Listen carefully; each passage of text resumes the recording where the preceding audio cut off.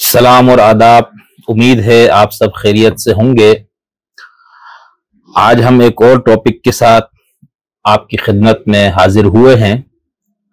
उम्मीद है कि आप ये गुफ्तगू तहम्मुल से सुनेंगे और सुनने के बाद अपनी राय, अपनी तनकीद, अपने एतराज से भी हमें आगाह करेंगे।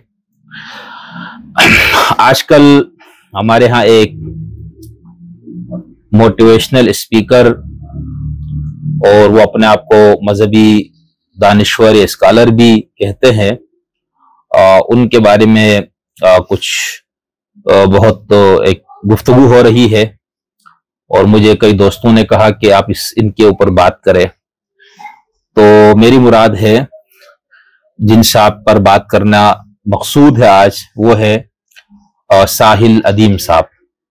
साहिल अदीम साहब जो है, इनका अपना यूट्यूब चैनल भी है और वेबसाइट भी है गालिबन, और ये एक मुख्तलिफ तालीमी इदारों में जाकर भी गुफ्तगू फरमाते हैं और माशाल्लाह बहुत काबिल शख्सियत है, बहुत मुतहर्रिक, और कुछ कर गुजरने का जो जुनून जिन लोगों में होता है, आपका शुमार उन लोगों में होता है, और जो चीज वो सही समझते हैं वो हमने जो थोड़ा बहुत उनको देखा सुना, उससे यही नजर आता है कि वो अपने फहम को दियानतदारी के साथ, बगैर अगर मगर चुनके चुनाचे, वो दो टोक अंदाज से अपनी बात करते हैं।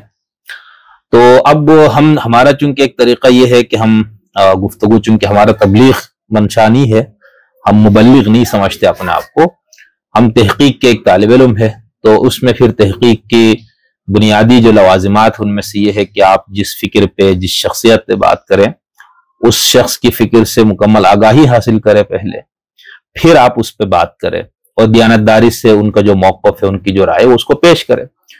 और उसके लिए सबसे हमारे लिए जो आसान होता है काम, वो किसी की लिखत है, यानी तहरीर में अगर कोई चीज हो, किताब की शक्ल में हो, मजमून की शक्ल में हो, तो उसमें जरा आसानी हो जाती है बात, क्योंकि तहरीर में इंसान यकसुई के साथ एक मौजू पर मुकम्मल गुफ्तगू करता है, लिखता है, उस पर बार बार वो गौर करता है, मुसवदे पे बार बार उसको देखता है, उसके बाद वो अपनी एक तख्लीक को सामने लाता है। तो उसलिए उसमें जरा एहतियात भी ज्यादा होती है, और जो बंदा बात कर रहा है, लिख रहा है, उस बंदे की उस लिखी हुई बात की ज्यादा अहमियत होती है। वो जो हमारे उर्दू जबान में एक मुहावरा भी है कि लिखतम के आगे बख्तम की नहीं चलती, तो अगर लिखतम वाला हो तो ज्यादा आसान, लेकिन चूंकि हमें कुछ नहीं मिला उनके यहाँ लिखी हुई कोई तहरीर या उनकी फिक्र पे, तो कुछ हमने उनकी गुफ्तगू सुनी। तो जो 2-4 दिन लगा के हमने उनकी कुछ चीजें सुनी, तो उससे हमें अंदाजा हुआ कि वो किस फिक्री मकतब से या कहाँ से उनका ताल्लुक है, वो जो गुफ्तगू करते हैं उस गुफ्तगू की जड़ें कहाँ पर है। तो इसलिए हमने आज इन साहिब की कुछ वीडियो क्लिप्स हमने खुद इसको बैठ के सुन के उसको मैंने निकाल के रखे हैं, वो आपको हम सुनाएंगे, और उसके साथ साथ तालिब इल्माना हम तबसरा भी करेंगे। कोई भी आलिम हो, मुफक्किर हो, दानिश्वर हो, स्कॉलर हो, आमतौर पर जब उसकी वो गुफ्तगू करे तो हमें उस शख्स के मसलक से, मजहब से, अकीदे से कोई सरोकार नहीं होता, हम उसमें दिलचस्पी ही नहीं लेते। लेकिन अगर कोई शख्स मुबल्लिग हो, यानी मुहक्किक ना हो, यानी मुहक्किक की हम कोशिश ये करते हैं कि हकीकी जो मुहक्किक होगा वो गैर जानिबदार हो के बात करेगा, वो अपने तासुबात को बालाइताक रखने की पूरी कोशिश करेगा। अब उसमें कितना कामयाब होता है नहीं होता, ये हर शख्स का अपना इनफरादी केस होगा। लेकिन अगर कोई मुबल्लिग है तो फिर जाहिर सी बात है उस मुबल्लिग का तरीका वही होता है जो साहिल साहब का है या बाकी मुबल्लिगीन का है, कि वो दो टोक तरीके से अपनी बात करते हैं। वही बताते हैं कि ये हमारी फहम है, हमने इसको यूं समझा है, और यही खुदा की मुराद है, यही रसूल ने हमें बताया है। तो इसलिए चूंकि हम इनको एक मुबल्लिग समझते हैं, यानी एक मखसूस फिक्र की तबलीग वो करते हैं, तो हम ये चाहते हैं कि थोड़ी सी इस पे बात की जाए। हम सबसे पहले उनका जो लोग ये भी पूछते हैं कि भाई किस मसलक से है, इनसे ही पूछा गया तो उन्होंने भी इसका एक जवाब दिया। पहले हम उसको आपको वो सुनाएंगे, उस पर अपना मुख्तसर सा तबसरा करेंगे, फिर कुछ बुनियादी और चीजों पे बात करेंगे। सबसे पहले आप देखिए, जब इनसे पूछा गया आपका मसलक क्या है, तो साहिल साहब ने जो बात की वो जरा मैं आपके सामने चलाता हूं, आप जरा इसको समाअत फरमाएं।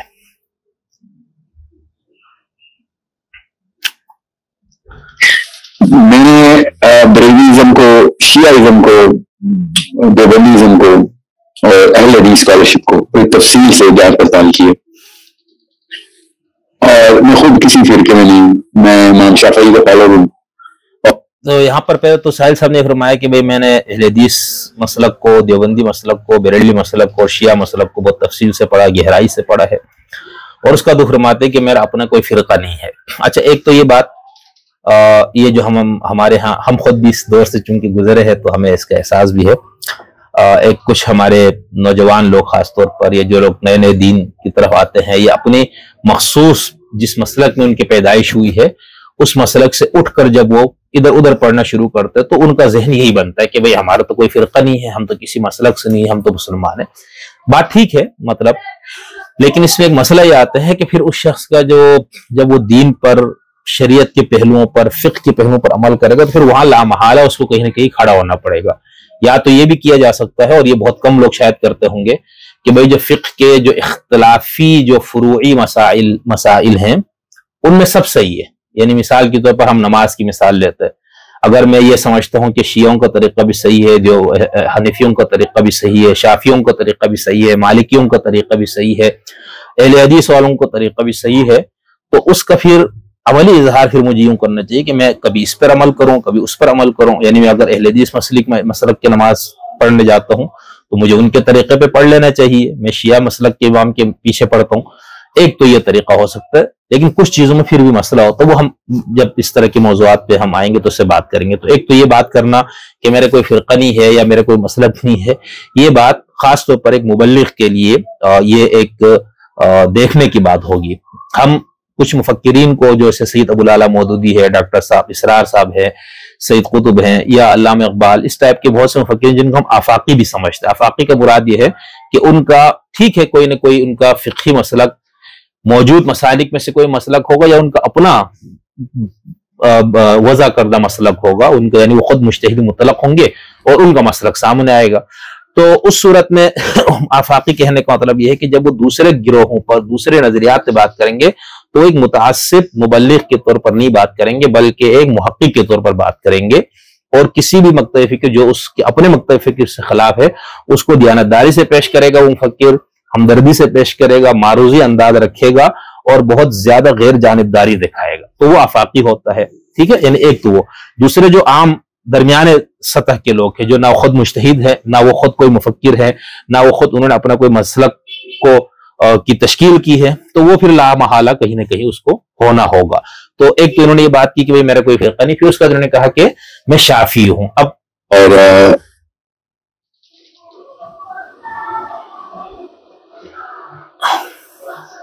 میں جس طریقے سے نماز پڑھتا ہوں تو شاید لوگ سمجھ لیتے ہیں میں اہل حدیث ہوں، مجھے وہابی کہتے رہتے ہیں پاکستان میں. کوئی بات نہیں، مجھے پتا ہے پاکستان میں اہل حدیث کو وہابی کہا جاتا ہے. میں اہل حدیث سیکٹ کا، کسی بھی سیکٹ کا تعلق نہیں. امام شافعی کو فالو کرنے کا مطلب یہ نہیں ہے کہ انہوں نے جو کہا میں نے مان لیا، ان کو بھی کریٹیکلی دیکھنا ضروری ہے. میرا نبی محمد مصطفیٰ صلی اللہ علیہ وسلم بس.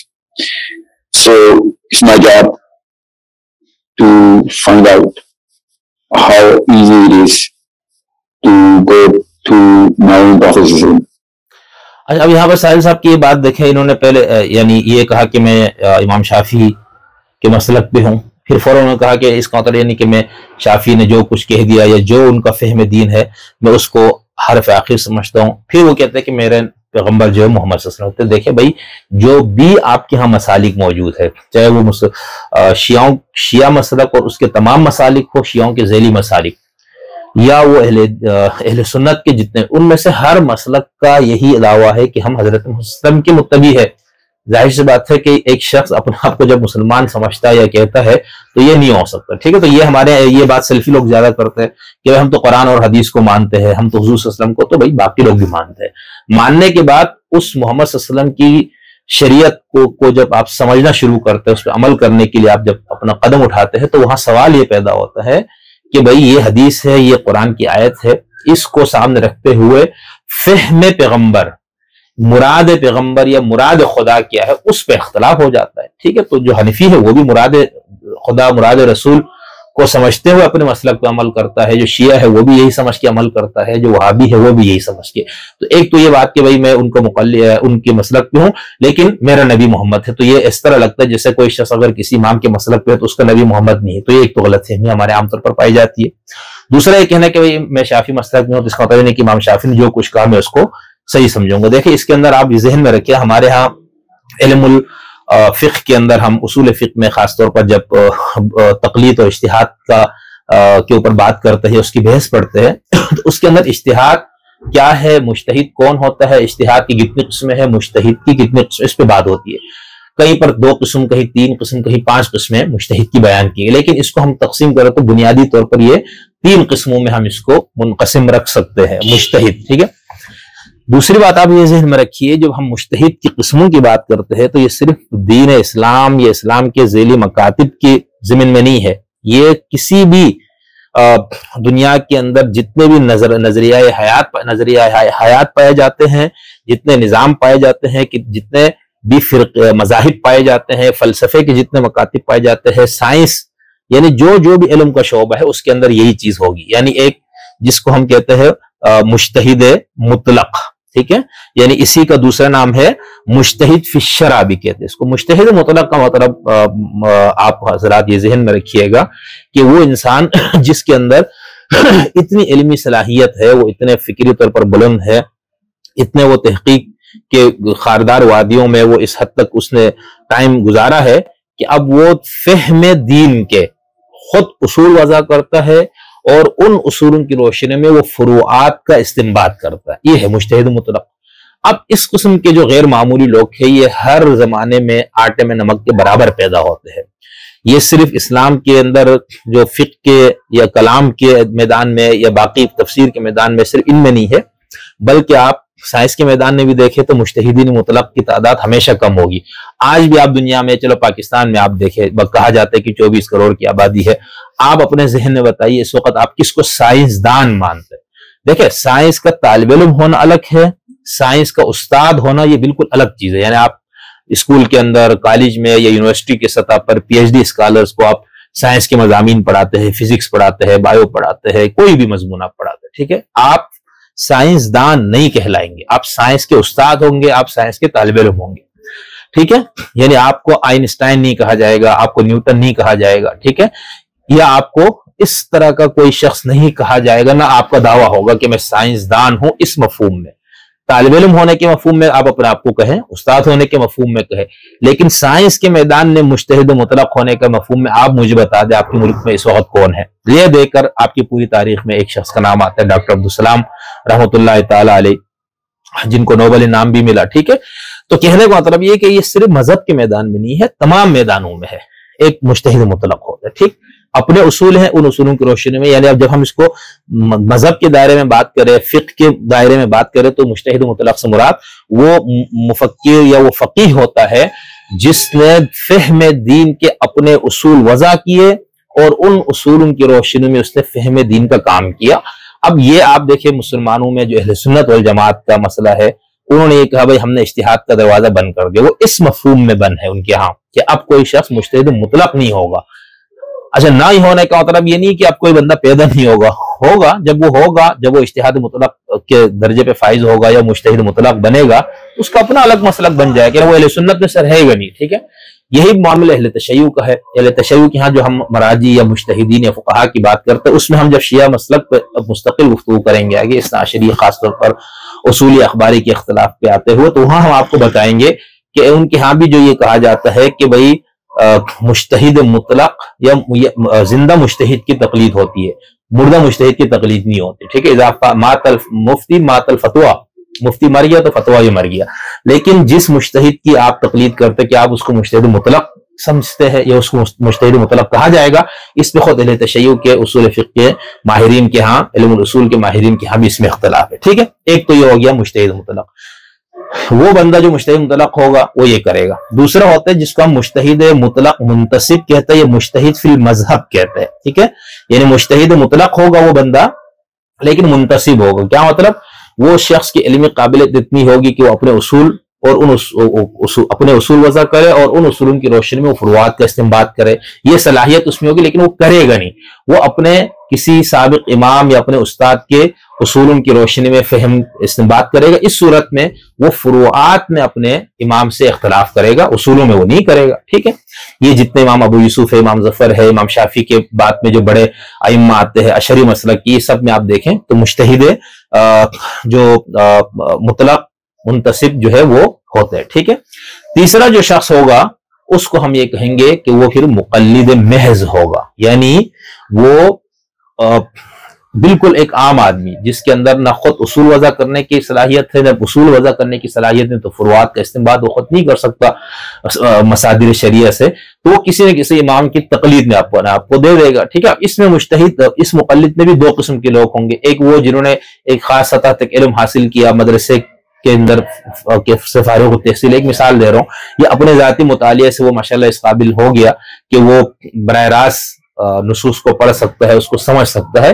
لیکن ایک وہ بندہ ہے جو بالکل اس لائن پہ بھی نہیں، تو یہ دونوں ہی مقلد ہوں گے. اب جب سائل صاحب یہ کہیں گے کہ میں امام شافعی کے مسلک پہ ہوں، لیکن اس کو کہتے ہیں کہ امام نے جو کچھ کہا میں اس کو مانتا ہوں، تو اس کے لیے پھر یا تو ان کو مجتہد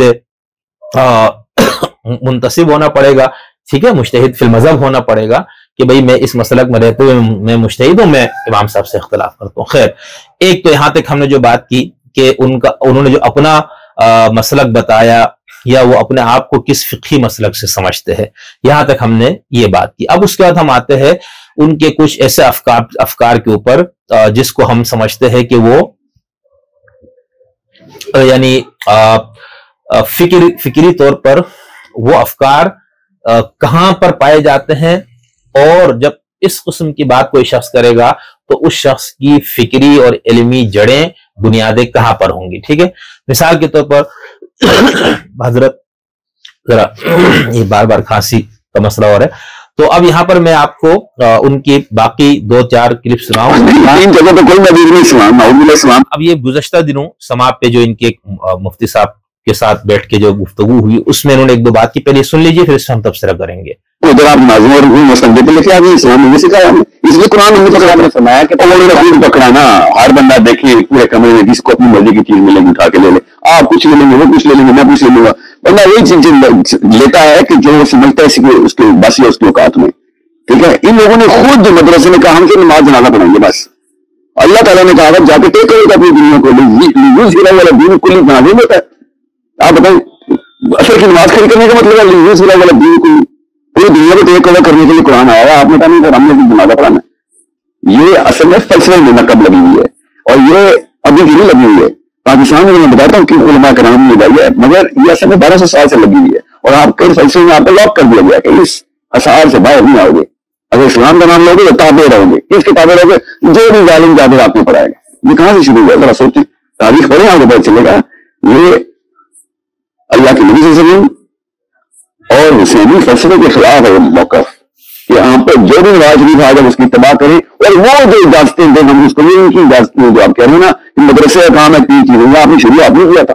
مدرسے کا کام 3 چیزیں نہیں، مدرسے کا کام ایک چیز ہے. یہ پوری دنیا میں اسلام نافذ ہے، مدرسے کا کام ہے ایک چیز. اب یہاں پر دیکھیں ساحل صاحب نے 2 باتیں کی. ٹھیک ہے. ایک تو انہوں نے یہ فرمایا کہ اچھا وہ مفتی صاحب نے غلطی سے بات کر دی تھی کہ اچھا یہ لوگ بار بار ساحل صاحب اور اس ٹائپ لوگ کہتے ہیں علماء مسجد تک محدود ہو گئے، مولوی مسجد تک، ان کا کام تو دنیا کی سیادت اور قیادت کرنا تھا اسلام کا فلانا. تو اس کا جواب مولوی صاحب نے، مفتی صاحب نے یہ دیا تھا کہ بھائی ہمیں معاشرے نے ہم پہ 2-3 ذمہ داریاں عائد کی، ہم اس کو بحسن خوبی سر انجام دے رہے اور آپ ہم مدرسوں پہ ہمارے علماء پہ تنقید کرتے ہیں. اچھا آپ نے اور بھی لوگوں کو سنا کہتے ہیں بھائی مولوی دیکھو دنیا چاند پہ پہنچ گئی مولوی اس پہ. تو بابا مولوی کا کام یہی ہے، دین سے متعلقہ مسائل، اس سے متعلقہ ادارے بنانا، اور اس پہ مولوی سب سے کامیاب ہے. ٹھیک ہے. ہمیں اس سے مولوی سے جتنی محبت ہے نفرت وہ اپنی جگہ. یہی بات ہم کرتے تھے ہمارے لبرل سے. ٹھیک ہے نا. وہ ہر بندہ منہ اٹھا کے جی مولوی بھائی، تو بھائی مولوی نے جس بات کو صحیح سمجھا ہے اس کے اوپر وہ اپنا تن من دن لگا رہا ہے، دن رات لگا ہوا ہے وہ. ٹھیک ہے. ادارے بنا رہا ہے، مسجدیں بنا رہا ہے، جو بھی ہے. ایک تو یہ بات ذہن میں رکھیے گا جس کا کام اسی کو ساجے. دوسرا جو ہے بھائی آپ کریں نا دنیا چاند پہ پہنچ گئی ہے، تو جو آپ نے سائنس کے مد میں جو کروڑوں روپے آپ لوگ فنڈ لیتے ہیں سرکار سے، کتنے لوگ آپ نے چاند پہ پہنچائے؟ ٹھیک ہے، کتنے آپ کے یہاں سائنسدان پیدا ہوئے، اسی طرح باقی شعبہ ہے زندگی. یہ جو بات کرتا نہیں، یہ بالکل سچی بات ہے. تو یہی بات ہمارے محترم عدیل صاحب نے یہاں پر کی، ایک تو عدیم صاحب نے، عدیل کہہ رہا ہوں. دوسری بات انہوں نے یہ کہی، اور یہ بات یہ بار بار کہتے ہیں کئی ان کی گفتگو میں، اس میں ایک نقطہ مرکزی جو ہے وہ یہی ہے کہ اسلام آیا تھا غالب ہونے کے لیے، اسلام آیا تھا حاکمیت کے لیے، اسلام آیا تھا فاتح بننے کے لیے. یہاں پر انہوں نے کہا کہ پوری دنیا کو ٹیک اوور کرو، پوری دنیا پہ فاتح ہو جاؤ. یہ وہ بات ہے جس کو ہم کہتے ہیں یہ پولیٹیکل اسلام.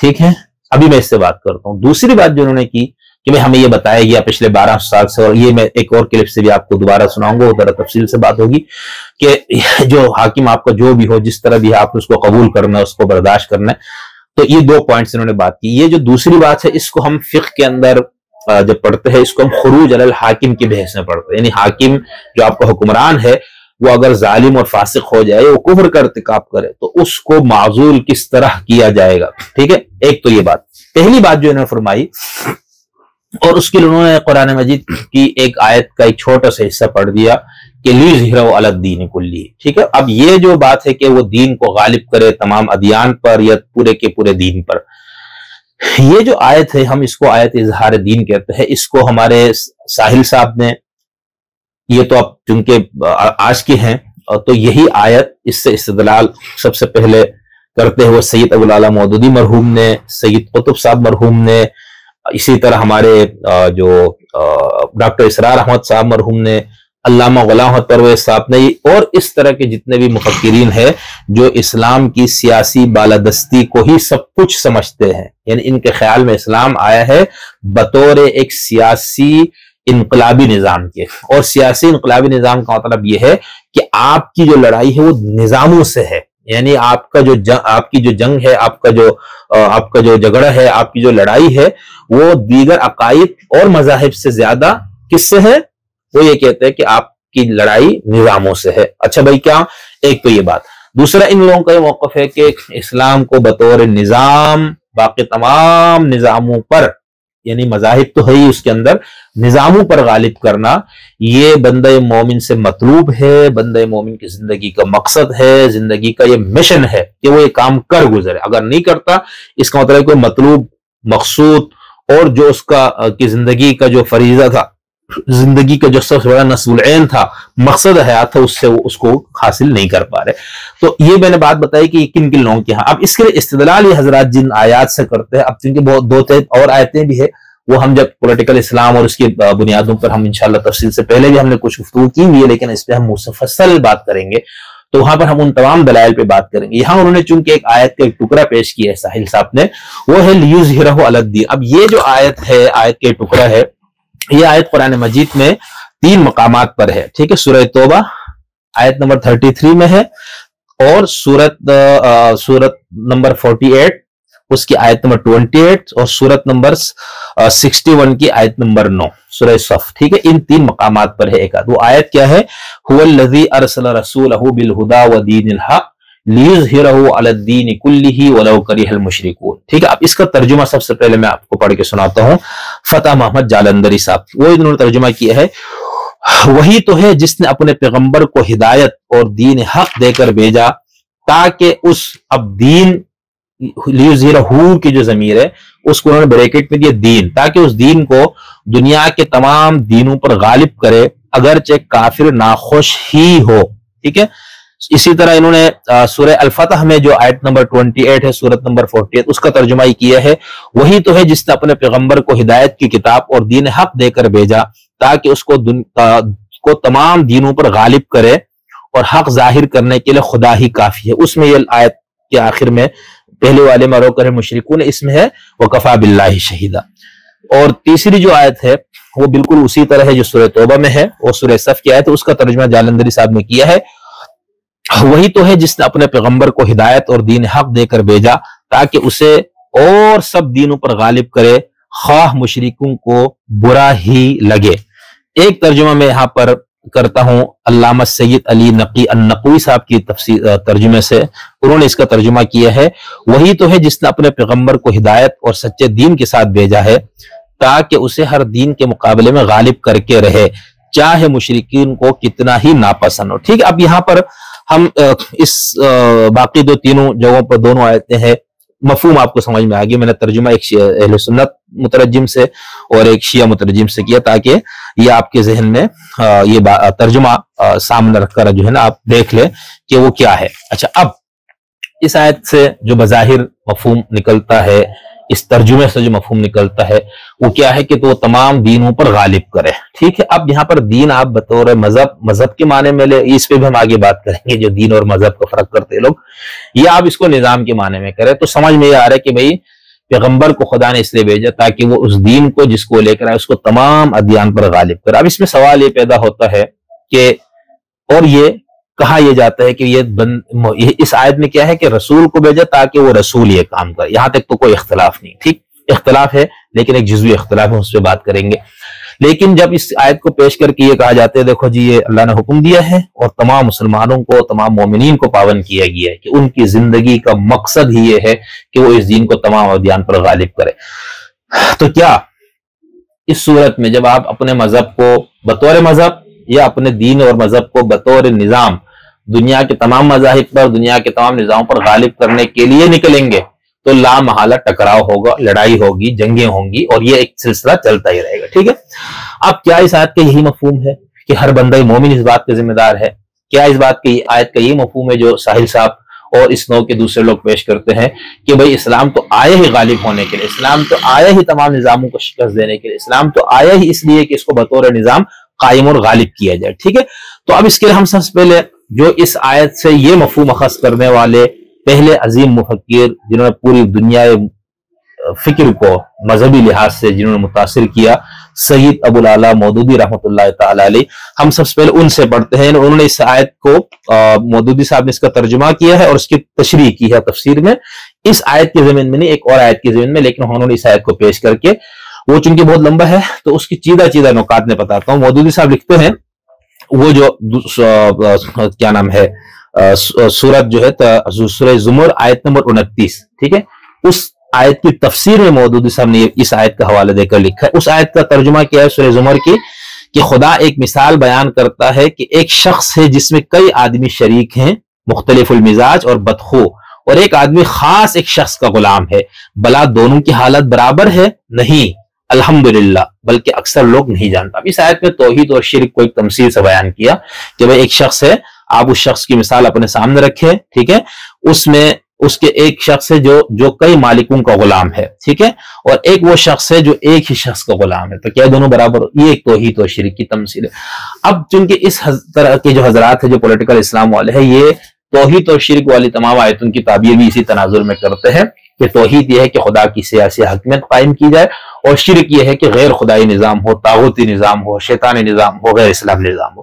سید ابو العلا مودودی صاحب نے اس آیت کی تفسیر میں جو ایک حاشیہ لکھا ہے اس میں سے پوائنٹس یہ ہے۔ نمبر 1، اس آیت میں اللہ نے شرک اور توحید کے فرق اور انسان کی زندگی پر اس کے اثرات کو بیان کیا ہے۔ بہت سے کج خلق اور باہم متنازع آقاؤں کی تمثیل پتھر کے بتوں پر درست نہیں آتی۔ یہ بہت پوائنٹ ہے سیاسی اسلام والوں کا کہ وہ یہ کہتے ہیں۔ اچھا، اسی پہ ہمارے ہاں سید ابو الحسن ندوی رحمۃ اللہ علیہ کی ایک کتاب بھی ہے جس کا ہم نے اپنی اب آنے والی کتاب میں تفصیل سے ذکر بھی کیا ہے، اس کے اندر بھی انہوں نے لکھا ہے کہ ہمارے ہاں یہ جو جدید سیاسی اسلامی مفکرین ہے، انقلابی مفکرین ہے، انہوں نے شرک کی ساری آیتوں کو یہ بتانے کے لیے آج کے دور میں پتھر کے بتوں کی کیا وہ ہے کہ اس پہ اتنی بات کی جائے، تو لہٰذا ان سب آیتوں سے مراد سیاسی حاکمیت والے۔ تو مودودی صاحب کیا لکھتے ہیں کہ بہت سے کج خلق اور باہم متنازع آقاؤں کی تمثیل پتھر کے بتوں پر درست نہیں آتی۔ ذہن میں رکھیے گا، یہ جو مودودی صاحب حاشیہ لکھ رہے ہیں یہ ہے سورہ زمر آیت نمبر 29۔ اگر آپ کے پاس قرآن ہے ترجمہ والا تو آپ کھول کے پہلے آیت کو سامنے رکھیے، سورہ زمر آیت نمبر 29، ٹھیک ہے، اس کی تفسیر میں مودودی صاحب نے لکھا ہے۔ نمبر 2، اس کا تو لکھتے ہیں کہ توحید کا مسلک اختیار کر کے انسان اس تنگی سے نکل سکتا ہے۔ نمبر 4، توحید کی 2 شکلیں ہیں، انفرادی حیثیت سے خدا کا بندہ بننا، نمبر 2 اجتماعی حیثیت میں توحید اختیار کرنا۔ آگے لکھتے ہیں اجتماعی شکل میں توحید کو ماننے کا مطلب خدا کی سیاسی حاکمیت کا ماننا ہے۔ اسلام کا مقصود دوسری صورت پیدا کرنا ہے، کون سی؟ کہ یہ کہ خدا کی سیاسی حاکمیت کو ماننا اور اس کو قائم کرنا۔ تمام انبیاء کی کوششوں کا مدعا یہی ہے۔ جو شخص قرآن و سنت سے بے بہرا ہوگا وہ اس کو انبیاء کی سعی و جہد کا مقصود نہیں مانے گا۔ ایسا شخص یہ بھی نہیں مانے گا کہ انبیاء کا مقصد دین کو نافذ اور قائم کرنا تھا۔ ٹھیک ہے، تو اب یہاں پر سعید صاحب یہ کہتے ہیں کہ تمام انبیاء اسی کے لیے آئے ہیں، بندہ مومن کا بھی زندگی کا مقصد یہ ہے، توحید بھی یہی ہے، کیا کہ خدا کی سیاسی حاکمیت قائم کی جائے۔ اب اس کے بعد مودودی صاحب نے اس کے لیے اصطلاحات استعمال کی، حکمت الہیہ، اللہ کی حکومت، اسلامی نظام، فلانا وغیرہ۔ ٹھیک ہے، اب اسی کو کہتے ہیں کہ تمام انبیاء کرام اور مومن کی زندگی کا مقصد نصب العین ہے۔ اس بات کو مودودی صاحب نے ایک اور جگہ تحریر کی ہے جس میں وہ لکھتے ہیں کہ دراصل دین کا لفظ قریب قریب وہی معنی رکھتا ہے جو زمانہ حال میں اسٹیٹ کے معنی ہے۔ لوگوں کا کسی بالاتر اقتدار کو تسلیم کر کے اس کی اطاعت کرنا، یہ اسٹیٹ ہے، یہی دین کا مفہوم بھی ہے۔ پس در حقیقت اللہ کا رسول اپنے بھیجنے والے کی طرف سے ایک ایسے اسٹیٹ کا نظام لے کر آئے ہے جس میں نہ تو انسان کی خود اختیاری کے لیے کوئی جگہ ہے، نہ انسان پر انسان کی حاکمیت کے لیے کوئی مقام، بلکہ حاکمیت اور اقتدار اعلیٰ جو کچھ بھی ہے صرف اللہ کے لیے ہے۔ آگے لکھتے ہیں، پھر رسول کے بھیجنے کا مقصد یہ بتایا ہے، اب یہ وہ آیت جو آیت اظہار دین، پھر رسول کو بھیجنے کا مقصد یہ بتایا گیا ہے کہ وہ اس نظام اطاعت یعنی دین اور قانون حیات یعنی الہدا کو پوری جن سے دین پر غالب کر دے۔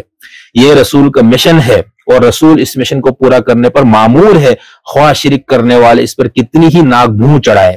شرک کرنے والے کون ہے؟ وہ سب لوگ جو اپنی انفرادی اور اجتماعی زندگی میں اللہ کی اطاعت کے ساتھ دوسری مستقل بالذات یعنی خدا کی اطاعت سے آزاد اطاعتیں شریک کرتے ہیں، اور جو لوگ شرک کی ان مختلف صورتوں میں مبتلا ہے ان کو یہ بات ناگوار گزرتی ہے کہ اپنی فطری اطاعت کی طرح اپنی اختیاری اطاعت و بندگی کو بھی بالکل اللہ کے لیے خالص کرے۔ یہ ہے اسلامی نصب العین، اور اس نصب العین کی طرف پیش قدمی کرنے کے لیے راہ راست وہی ہے جو اللہ کے رسول نے اختیار کی۔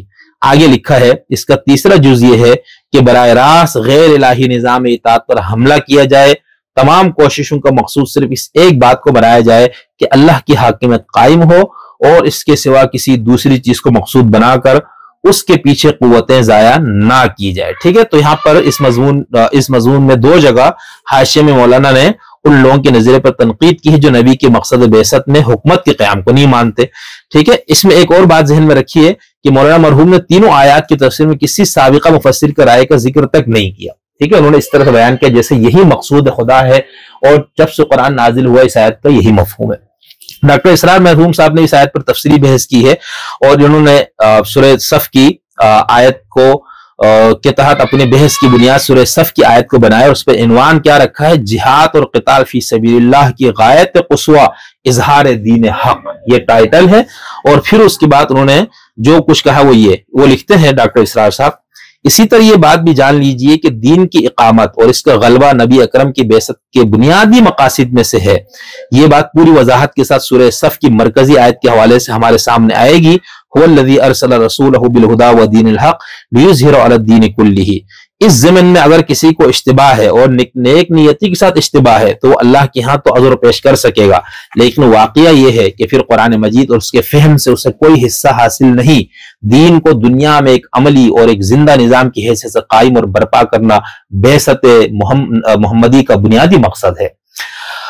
اچھا، اسی کے لیے محنت، اسی کے لیے جد و جہد، اسی کے لیے کوشش، اسی کے لیے جینا، اسی کے لیے مرنا، اسی میں مال اور جان کھپانا بندہ مومن کے ایمان کا لازمی تقاضا ہے۔ بہت تفصیل سے انہوں نے لکھا ہے، آگے بھی ہے، لیکن یہاں پر چونکہ بات آپ تک پہنچانے کے لیے جو کافی ہے وہ یہی ہے کیا کہ اس آیت میں یہ بتایا گیا ہے کہ رسول کی بعثت کا بنیادی مقصد یہ ہے، اور رسول کی بنیادی بعثت کے مقصد کے ہونے کے ناطے مسلمان کی زندگی کا بھی بنیادی مقصد یہ ہے۔ اب ہم چلتے ہیں ہمارے قدیم مفسرین کے ہاں۔ ٹھیک ہے، کیا دیکھیں اس میں یہ بات آپ کا مکتبہ فکر مسلک نقطہ نظر جو بھی ہے وہ میں نہیں، آپ خود اس حوالے سے معلوم یعنی آپ اس کو پیمانہ بنا کر اس پہ اپنی رائے بنا سکتے ہیں، یا آپ کوئی رائے ہوگی کہ ہم جب یہ کہتے ہیں اس آیت کو اس بندے نے یوں سمجھا ہے جبکہ مفسرین نے ایسا سمجھا ہے، تو اس پہ لوگ کہتے ہیں کیا مطلب یہ قرآن ایک مرتبہ سمجھ لے گی؟ نہیں، ایسی بات نہیں۔ دیکھیں بات یہ ہے کہ کتاب ہے، اس کی ایک تاریخ ہے، 1445 سال کی اس کی تاریخ ہے۔ ٹھیک ہے،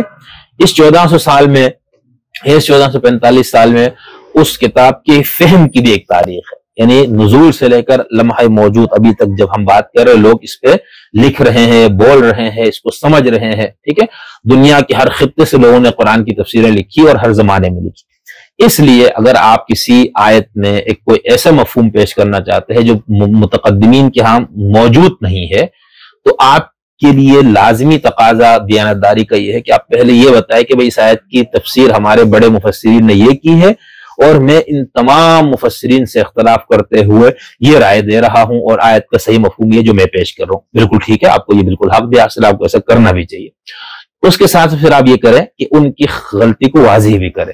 یعنی اس 14 سال میں لوگوں نے اس آیت کو یوں سمجھا ہے، یہ غلط سمجھا گیا. بھئی کیوں غلط ہے؟ اس وجہ سے غلط ہے. ٹھیک ہے، ایک وجہ بتائے، دو بتائے، 100 وجوہات بتائیں، پھر آپ اپنا فہم بتائیں. تو یہ دیانتداری کا بھی تقاضا ہے، اور آپ کے پڑھنے والوں پر بھی واضح ہوگا یار اس آیت کا یہی ایک مفہوم نہیں ہے جو ساحل صاحب یا سید ابوالعلا مودودی صاحب یا علامہ پرویز صاحب یا ڈاکٹر اسرا صاحب یا کوئی بھی شخص پیش کر رہا ہے. ہمارے یہاں ہوا یہ کہ اردو ترجمے یا اردو تفسیروں میں سعید صاحب کی تفسیر سب سے زیادہ پڑھی جاتی ہے، ڈاکٹر اسرار صاحب کی تفسیر بہت سنی اور پڑھی جاتی ہے. تو ان تفسیروں میں ایک نقص جو کچھ جگہوں پر خاص طور پر اس قسم کی آیات جہاں پر وہ سیاسی اسلام کی بات کرتے ہیں، اسلام کو ایک بطور انقلابی اور سیاسی نظام پیش کرتے ہیں، وہاں ہمارے ان بڑے مفسرین نے، ان بزرگوں نے یہ التزام نہیں کیا کہ وہ سابقہ مفسرین کے حوالے دے. ڈاکٹر اسرار صاحب کے ہاں تو باقی آیات میں بھی اس طرح سے نہیں ہے، لیکن سعید مودودی صاحب نے جو فقہی آیات اس میں تو یہ التزام کیا ہے، یعنی نکاح، طلاق، وراثت وغیرہ سے متعلقہ، خاص طور پر جو سورہ نور، سورہ احزاب، اس قسم کی جو مکی مدنی صورتیں ہیں جہاں پر بہت سے آیتوں کے فہم میں یا اس کی جزیات میں اختلاف ہے، تو وہاں پر تو سعید مودودی صاحب نے یہ کیا ہے کہ مفسرین کی آراء انہوں نے وہاں پر دی ہے. ٹھیک ہے، لیکن ہر جگہ انہوں نے یہ التزام نہیں کیا، اور خاص طور پر ان آیات میں. اب یہ سورہ آیت اظہار دین میں بالکل انہوں نے اشارہ بھی نہیں کیا کہ اس آیت کا کوئی مفہوم اور بھی لیا گیا ہے. انہوں نے یہی بتایا کہ یہ نبی کی زندگی کا بیشن کا مقصد تھا، اور ہم امتی ہونے کی حیثیت سے ہماری زندگیوں کا مقصد بھی یہی ہے. یہی بات انہوں نے. تو ایسا نہیں کرنا چاہیے. آپ اس کتاب کی پوری ایک تاریخ ہے تو اس کو آپ سامنے رکھو. اب تو بالکل آسان ہے نا، یعنی اب تو چلو مودودی صاحب اور ان کی زندگیوں میں ذرا مشکل تھا، حالانکہ اتنا مشکل نہیں تھا، لیکن اب تو بالکل آسان ہے کہ آپ اس آیت کو ڈالیں کوئی ایک تفسیروں کے، اس آیت کے اندر جب وہ آیت آئے گی تو آپ ہر تفسیر کو کھولتے ہو جائے، آپ کو پتہ لگے گا کہ کیا کہا گیا. اس سب کو پیش کرنا میرے جیسے ایک انسان جو براہ راست بنیادی مصادر تک اس کی رسائی نہیں ہے، اس کو زبان نہیں آتی ہے، اس کے پاس وسائل نہیں ہے، اس کے پاس ٹائم نہیں ہے، وہ ایک کچھ پڑھ کے ایک اپنے دین کا ایک فہم حاصل کرنا چاہتا ہے، اس کو کم سے کم یہ معلوم ہونا چاہیے یار یہ آیت ہے، اس کا صرف یہی مطلب نہیں ہے، اس سے صرف یہی مسئلہ اخذ نہیں ہوا، یا اس کا مفہوم یعنی خدا جو کچھ کہنا چاہ رہا ہے وہ محض یہ نہیں ہے، بلکہ اس کو دوسرے لوگوں نے یوں بھی سمجھا ہے. اس کا تو اندازات ہے، اس میں سے جس رائے کو، جس جدید مفسر کی رائے کو قبول کریے متقدمین میں سے. تو یہاں پر میں کچھ اہل سنت مفسرین اور ایک دو اہل تشیع مفسرین کی آراء دیتا ہوں. سب سے پہلے امام ابو جعفر محمد بن جریر طبری، امام طبری رئیس المفسرین ہم ان کو کہتے ہیں. تاریخ پہ بھی ان کی کتاب ہے، تفسیر پہ بھی، پہلی مسلم تاریخ کی مفصل تاریخ اور پہلی مفصل تفسیر ان کی ہے، امام طبری کی تفسیر.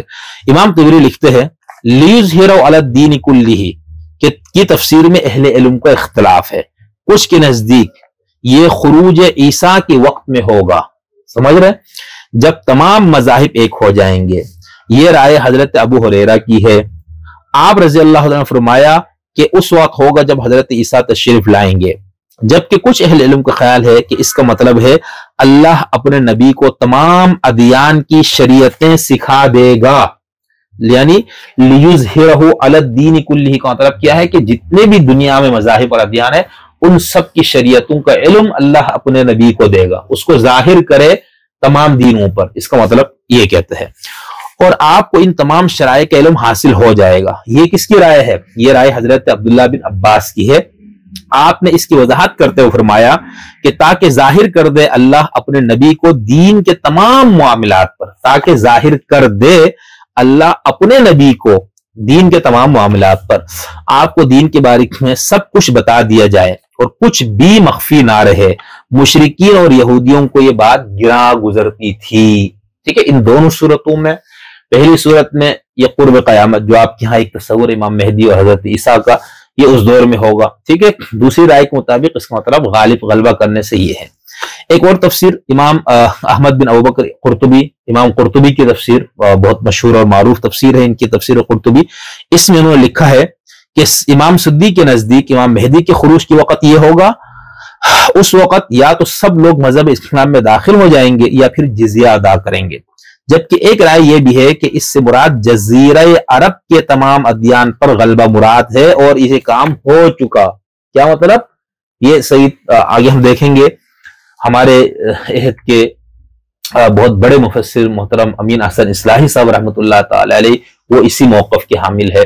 آج کے دور میں زندہ مفسر ڈاکٹر اپنا محترم جاوید احمد غامدی صاحب، ان کا بھی یہ موقف، اور یہ کس کا ہے؟ امام قرطبی کیا فرما رہے کہ یہ امام مہدی کے دور میں ہوگا، یا پھر اس کے مطلب یہ ہے کہ اس سے مراد یہ کہ اللہ تعالیٰ اپنے نبی کے ذریعے اس دین کو غالب کرے گا، وہ نبی کس پہ؟ جزیرہ عرب میں موجود ادیان پر، اور یہ کام ہو چکا۔ ٹھیک، اچھا یہ اسی طرح جس طرح ہمارے یہاں کہتے ہیں بھائی غزوہ ہند والی وہ حدیث پیش کرتے ہیں نا، تو بابا غزوہ ہند تو ہو گیا نا، سمجھ گئے نا؟ تو لیکن اب چونکہ ہم لوگ یہ سمجھتے ہیں کہ حضور نے یہ بات اس وقت فرمائی اور پاکستانیوں کو مخاطب کر کے، اے پاکستانیوں تم ہند سے لڑو گے، عجیب باتیں کرتے۔ تغزو الہند جو حدیث ہے بہت مشہور ہے ہمارے، اور یہ مغول جان ٹائپ، اور مغول جان اور یہ سارے ایک ہی شجرے نسب کے، وہ اس حدیث کو جی بس غزوہ ہند یا خدا کو مانو، ہو چکا۔ محمد بن قاسم آیا، اسلام ادھر لے آیا، غزوہ ہند ہو چکا۔ ٹھیک، وہ بھائی پیغمبر نے جب یہ بات فرمائی تو سب پاکستان نہیں تھا، ٹھیک ہے، یہ پورا ایک خطہ تھا، تو آپ نے اپنے دور کے صحابہ سے کہا ہوگا یا عرب کے لوگوں سے کہا ہوگا، یا آپ نے اپنے اس دور یا اس کے آپ کی بات آنے خلفاء کو کہا ہوگا بھائی یہ لوگ ہند سے لڑیں گے، ہند ہم سب سے۔ خیر بہرحال تو یہاں پر بھی یہ بات یہ کی کہ بھائی یوزر والا دین سے مراد جزیرہ عرب کے تمام ادیان۔ خیر، اچھا پھر سورہ فتح کی آیت کی تفسیر میں، اسی آیت کی تفسیر میں امام قرطبی لکھتے ہیں یعنی اس دین کو تمام ادیان پر غالب کرنا مراد ہے۔ دین اسم بمعنی مصدر ہے، اس میں واحد اور جمع برابر ہوتے ہیں۔ یہ بھی اس کی تفسیر میں کہا گیا ہے کہ تاکہ وہ اپنے رسول کو تمام ادیان پر غالب کر دے، یعنی ادیان کی شریعتوں پر دلیل کے ذریعے، پھر ہاتھ اور تلوار کے ذریعے۔ اس کے علاوہ صورتیں منسوخ ہیں۔ سورہ صف کی آیت نمبر 9 کی تفسیر میں انہوں نے لکھا ہے امام قرطبی نے، تاکہ اس کو غالب کر دے کا مطلب ہے کہ دلائل کے ذریعے غالب کرنا، اور غلبے سے مراد قتال کے ذریعے بھی ہو سکتا ہے۔ اور غالب کا مطلب یہ نہیں ہے کہ کوئی دوسرا مذہب نہ رہے، بلکہ اس کا مطلب یہ ہے، اس کا مطلب اہل ایمان کا باقیوں پر غالب کرنا، اور غلبہ کی صورت یہ بھی ہے کہ اسلام کے علاوہ کوئی دوسرا مذہب نہ رہے۔ یہ آخری زمانے میں ہوگا۔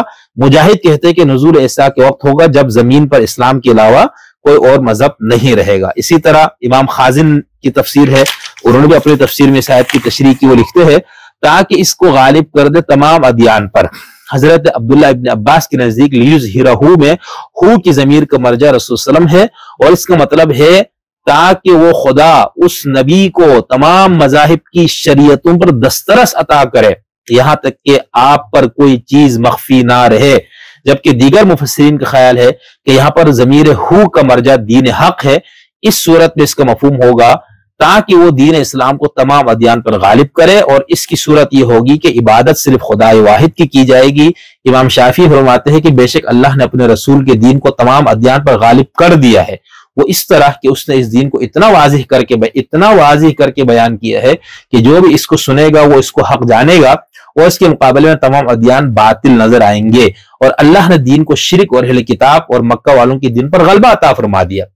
اللہ کے رسول اہل مکہ پر غالب آئے، یہاں تک کہ انہوں نے خوشی سے یا ناخوشی سے اس دین کو تسلیم کر لیا، اور اہل کتاب کو قتل اور قیدی بنایا، یہاں تک کہ کچھ لوگ مسلمان ہو گئے اور کچھ لوگ جزیہ دینے پر مجبور ہوئے۔ تو یہ ہے اسلام کے تمام دینوں پر غالب آنے کا مطلب۔ امام خازن کی تفسیر سے یہ میں نے آپ کو پڑھ کے سنایا۔ اچھا، ماوردی بصری صاحب کی تفسیر ہے النکت والعیون، بڑی اچھی، اس میں ان کا یہ طریقہ ہے کہ ان کے دور تک جتنے مفسرین کی تفسیری آ رہا ہے وہ اس کو بیان کرتے ہیں۔ اب وہ لکھتے ہیں ماوردی صاحب ابو الحسن علی بن محمد بن حبیبہ ماوردی بصری، تاکہ اس کو غالب کر دے تمام ادیان پر۔ اس کے بارے میں 6 رائے ہیں۔ نمبر 1، یہ نزول عیسیٰ کے وقت ہوگا جب اسلام کے علاوہ کوئی اور دین نہیں رہے گا، یہ ابو ہریرہ کی رائے ہے۔ نمبر 2، یہ کہ اللہ اپنے نبی کو تمام شریعتوں کا علم عطا کرے گا، یہ ابن عباس کی رائے ہے۔ نمبر 3، اللہ اس دین کے دلائل اور براہین کو غلبہ عطا کرے گا، اور اللہ نے یہ کام کر دکھایا ہے، یہ اکثر علماء کی رائے ہے۔ نمبر 4، مشرکین کی خواہشات کے علی رغم اس کو غلبہ عطا کرے گا۔ نمبر 5، اس آیت کا شان نزول ہے وہ یہ کہ قریش 2 مرتبہ سفر کیا کرتے تھے، گرمیوں میں شام کی طرف اور سردیوں میں یمن اور عراق کی طرف۔ جب یہ قریش والے مسلمان ہو گئے تو ان کے سفر ختم ہو گئے، کیونکہ ان کا دین اب ان لوگوں سے الگ ہو گیا تھا۔ تو لوگوں نے حضور اکرم سے اس کی شکایت کی، جس کے جواب میں آیت نازل ہوئی اور ان کو بتایا گیا کہ ان 2 ملکوں میں اللہ دین کو غلبہ عطا کرے گا، اور یہ ہو گیا۔ ٹھیک۔ نمبر 6، یہاں ظہور سے مراد یعنی یظہرہ سے مراد بالادستی ہے، یعنی دین اسلام تمام ادیان یا اکثر ادیان پر اپنے ماننے والوں کی حیثیت سے بالادست رہے گا۔ ٹھیک۔ انہوں نے پھر ابو الحسن صاحب نے اپنی تفسیر النکت العیون میں سورہ فتح کی آیت پر کوئی تشریح نوٹ نہیں لکھا، کیونکہ یہ سورہ توبہ میں انہوں نے بات کر لی تھی، اور پھر انہوں نے سورہ صف کی اسی آیت کے اس میں لکھا کہ یہاں غلبے سے مراد کیا ہے۔ اس پر 3 اقوال ہے، تمام مذاہب والوں پر غلبہ، تمام مذاہب پر بالادستی، اور تمام ادیان کے بارے میں اس علم کا حاصل ہو جانا، یعنی ان مذاہب کی کوئی چیز پوشیدہ نہیں رہے گی۔ یہ ہم نے کچھ جو متقدمین اہل سنت مفسرین کی آراء کے سامنے پیش کی، یہ بتانے کے لیے کہ بھئی اس آیت کا ایک وہ مفہوم نہیں ہے جو سمجھا گیا یا جو بتایا گیا۔ ٹھیک ہے، یعنی اس کی ایک سے زائد آراء اس آیت کی شرح میں موجود ہے۔ اب ایک ٹی وی پہ بیٹھ کے یا اس طرح سے بیٹھ کے لوگوں کو بتانا کہ لیظہر علی الدین ہے، والذی ارسل رسولہ بالہدی ودین الحق لیظہر علی الدین کلہ، کہ اسلام آئے غلبے کے لیے، اس کو تمام دنیا کے نظاموں پر غالب کرنا ہے، اور یہ غلبہ کس طرح ہوگا وہ سارے موجود ہے۔ ٹھیک ہے، ان لوگوں کی رائے ہم اس پہ بات کریں گے۔ جہاد کی پوری ایک تفسیر یہ کی گئی ہے۔ خیر، اہل تشیع کے 1-2 مفسرین ہم پوچھ لیتے ہیں بھئی ان کے ہاں اس کا کیا مفہوم ہے۔ ابو علی فضل بن حسن تبریسی، امام تبریسی رحمۃ اللہ علیہ کی تفسیر ہے، انہوں نے اپنی تفسیر میں لکھا ہے کہ تاکہ وہ اس دین اسلام کو غالب کر دے تمام ادیان پر دلیل غلبہ کے ساتھ، اور ان پر اس کو بالادستی عطا کرے، یہاں تک کہ روئے زمین پر کوئی بھی دین ایسا نہ رہے جو اسلام سے مغلوب نہ ہو، اور کوئی بھی دلیل کے ذریعے اہل اسلام پر غالب نہ آ سکے۔ مسلمان ہی تمام مذہب والوں پر دلیل کے ذریعے غالب رہیں گے، اور جہاں تک مادی غلبہ ہے وہ مسلمانوں کو اہل شرک پر جزوی حاصل ہوا ہے۔ کچھ لوگوں کے نزدیک مکمل غلبہ نزول عیسیٰ کے دور میں ہوگا، جب آل محمد میں سے امام مہدی کا ظہور ہوگا، اس وقت ہر شخص رسالت محمد کا اقرار کر لے گا۔ ایک تفسیر اس کی یہ بھی کی گئی ہے کہ لیظہرہ میں ضمیر ہو کا مرجع رسول اللہ، یعنی اب اس میں سوال ہے لیظہرہ، تاکہ اس کو ظاہر کر دے، تاکہ اس کو غالب کر دے، تو یہاں پر کس کو، ہو سے کون مراد ہے؟ ٹھیک ہے، تو اس میں ایک تو یہ کہ اس سے کتاب مراد ہے اور دین مراد ہے، اور دوسرا یہ کہ اس سے حضور مراد ہے۔ تو یہ کہتے ہیں کہ ضمیر کا مرجع رسول اللہ ہے، یعنی ابھی تک ہم جو بات کر رہے تھے اس میں ضمیر کا مرجع جو ہے چلو دین تھا، لیکن رسول ہے، تو اس کا مطلب کیا ہو، یعنی اللہ تعالیٰ آپ کو سب کچھ سکھا دے گا، یہاں تک کہ آپ سے کوئی چیز بھی پوشیدہ نہیں رہے گی۔ یہ ابن عباس کی تفسیر ہے۔ ٹھیک ہے، یہ علامہ طبرسی رحمۃ اللہ علیہ کی تفسیر سے میں نے آپ کو پڑھ کے سنایا۔ ایک اور شیعہ مفسر ہے سید میر علی حائری تہرانی، 1270 سے 1353 ہجری، ان کی تفسیر میں بھی بہت انہوں نے تفصیل کے ساتھ اس کو لکھا ہے۔ مثال کے تو وہ لکھتے ہیں جہاں تک اسلام کا مادی غلبہ اور بالادستی ہے تو یہ اگرچہ مسلمانوں کو جزوی طور پر حاصل ہوا ہے مگر مکمل بالادستی نہیں ملی ہے۔ مثلا ہندوستان، چین، روم اور تمام کفار کی سرزمین پر یہ غلبہ حاصل نہیں ہوا ہے، لیکن خدا کا وعدہ ہے کہ ایسا ہو کر رہے گا۔ حضرت ابو ہریرہ فرماتے ہیں یہ غلبہ امام مہدی علیہ السلام کے ظہور کے وقت حاصل ہوگا جب ہر شخص آپ کی نبوت کا اقرار کرے گا۔ یہ قلبی کا قول ہے۔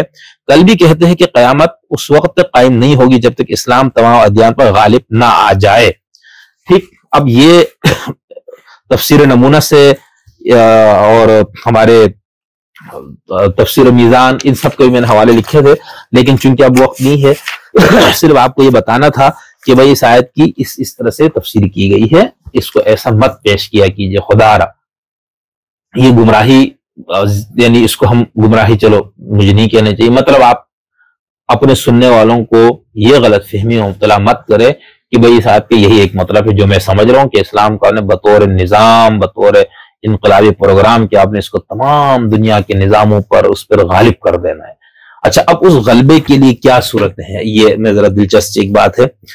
ہمارے جو جدید پولیٹیکل اسلام کے جو مفکرین ہیں ان کے ہاں ایک تو جہاد کی تعبیر کی گئی ہے کہ اسلام میں جہاد کا مقصد کسی کا مذہب تبدیل کرنا نہیں ہے، دفاعی بھی نہیں ہے، اقدامی ہے۔ بھائی کیوں ہے؟ تاکہ ظالم اور کو شکست دی جائے اور اسلام بطور نظام تمام نظام پر غالب آ جائے۔ یہ ہو گیا جہاد کی ایک انقلابی تعبیر جو جدیدیت کے دور میں ہمارے مفسرین یا ہمارے ان جدید مسلم مفکرین نے اس کی تعبیر پیش کی۔ تو ان کا یہ کہنا ہے کہ یہ جو غلبہ ہے اسلام کا تمام نظاموں پر، وہ کس سے ہوگا؟ جہاد کے ذریعے ہوگا۔ ٹی ٹی پی، داعش، القاعدہ، بوکو حرام، یہ جتنی بھی عسکریت پسند تنظیمیں، ان سب کا یہی موقف ہے کہ ہم اسلام کو بطور نظام باقی کفریہ طاغوتی نظام پر غالب کرنے نکلے، اور ہم یہ تلوار کے ذریعے کریں گے، کیونکہ یہ رسول صلی اللہ علیہ وسلم کا بیان کردہ طریقہ ہے۔ یہ بات سید ابو العلا مودودی صاحب بھی مانتے ہیں، یہی بات محترم ڈاکٹر اسرار صاحب بھی مانتے ہیں، یہی بات آیت اللہ خمینی صاحب بھی مانتے ہیں، جو انقلاب ایران کے بعد جو شیعت کے اندر ایک نئی تعبیر اور ایک نئی تشریح آئی ہے اسلام کی جدید اسلام کی جو سیاسی تعبیر، اور اس کا جو زور ہے وہ آپ دیکھیں ہمارے یہاں پر اردو میں اگر آپ اس کی مجسم ایک تفسیر اور تشریح سننا چاہیں گے اور ایک باقاعدہ اس کے ایک پروجیکٹ کو مکمل دیکھنا چاہیں گے تو آپ ہمارے سید جواد نقوی صاحب حفظ اللہ تعالیٰ کی گفتگو سنیں، ٹھیک ہے؟ باقی لوگ بھی بات کرتے ہیں، لیکن یہ کلیئر دو ٹوک واضح کر کے جو شخص اس چیز کو بیان کرتے ہیں خمینی صاحب کی فکر کو، وہ ہمارے جواد نقوی صاحب مرحوم حفظ اللہ تعالیٰ ہے، اللہ ان کو زندگی دے۔ خیر، تو کہ ایک تو یہ ہو گیا کہ جہاد کے ذریعے، ٹھیک۔ اچھا، اب چونکہ جو دنیا اس وقت ہم جس میں رہتے ہیں اس میں تو ممکن نہیں ہے کہ آپ ایک تنظیم یا مسلح تحریک اٹھ کے یہ کام کرے، تو اس میں پھر ہمارے ڈاکٹر اسرار صاحب مرحوم نے اس میں ایک اجتہاد کا دروازہ وہ کیا۔ ان کا یہ کہنا تھا کہ آج کے دور میں چونکہ ہم اگر نکلیں گے تو ریاست سے ہم نہیں ٹکرا سکتے، یہ تو ان کے پاس جو جس قسم کے اسلحہ، بم، پولیس، رینجرز، فوج ہے، تو کیسے آپ ٹکرائیں گے؟ تو انہوں نے کہا بھائی اس کا پھر طریقہ ہم یہ کریں گے، جو عدلیہ آزادی کی جو تحریک تھی اس دور میں انہوں نے یہ بات لکھی تھی، وہ کیا ہے کہ پرامن دھرنے اور احتجاج، یعنی آپ سڑکوں پہ نکلیں گے، سب ملک کو جام کریں گے اور کہیں گے بھائی اسلام لاؤ، نافذ کرو یا ہمیں نافذ کرنے دو، ورنہ ہم نہیں ہٹتے۔ وہ کہہ رہی ہے اب اس میں بھائی اب ریاست آپ کو مارے تو کہتا ہم پھر عدم تشدد، یعنی ہم مار کھائیں گے، قتل ہوں گے، خون دے دیں گے، جانے دیں گے، ہم کچھ بھی نہیں کہیں گے۔ یہ پھر ایک متبادل دیا گیا، جو پہلے انہوں نے کہا کہ جہاد کا مقصد ہے اسلام کو بطور نظام باقی نظام پر غالب کرنا۔ تیسرا جو اس حوالے سے موقف ہے وہ ہے ہمارے حزب التحریر والوں کا۔ حزب التحریر والے، اور مجھے یہ کبھی کبھار ان کے کچھ جگہوں پر کلپ سن کے بھی مجھے اندازہ ہوا، یہ ہمارے عدیل با صاحب کا، عدیم صاحب کا، ساحل صاحب کا، یعنی ایک تو یہ پرویز مودودی اور قطب اور یہ جو پولیٹیکل اسلام والی فکر، ایک تو یہ اس سے اپنی غذا لیتے ہیں، یہ آپ کے اور یہ مقبول جان صاحب بھی یہ کرتے رہے، ٹھیک ہے۔